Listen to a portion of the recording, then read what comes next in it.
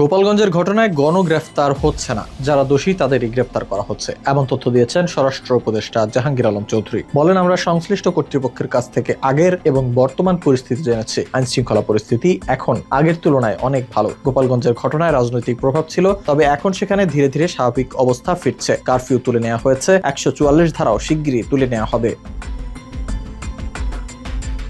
স্বরাষ্ট্র উপদেষ্টা বলেন, অন্য সময়ের তুলনায় এবারের হরতালগুলোতেও নাশকতার মাত্রা অনেকটাই কম। আমরা সহনশীলতা এবং শৃঙ্খলার মাধ্যমে পরিস্থিতি নিয়ন্ত্রণে আনতে সক্ষম হয়েছি। গণতন্ত্রের সৌন্দর্য বজায় রাখতে আমরা সচেষ্ট। সবাই মত প্রকাশ করবেন, তবে যেন কেউ অশালীন ভাষা বা আক্রমণাত্মক আচরণ না করেন। জাহাঙ্গীর আলম চৌধুরী বলেন, মিথ্যা বলে গণতন্ত্র হয় না, সত্যি কথা বলতে হবে। কেউ অন্যায় করলে তাকে গ্রেফতার করা হবে, কিন্তু যারা নির্দোষ তাদের যেন হয়রানি না করা হয়। গোপালগঞ্জে শিশু গ্রেফতারের কোনো তথ্য আমার কাছে নেই। আগের মতো গণগ্রেফতার নয়, এখন শুধু প্রকৃত অপরাধীদের ধরা হচ্ছে। বর্তমানে দেশের আইন শৃঙ্খলা পরিস্থিতি নিয়ন্ত্রণে রয়েছে। নির্বাচন অনুষ্ঠানের জন্য যেমন নিরাপত্তা প্রয়োজন তা বর্তমান আইন শৃঙ্খলা বাহিনীর মধ্যে নিশ্চিত করা সম্ভব বলে উল্লেখ করেন তিনি।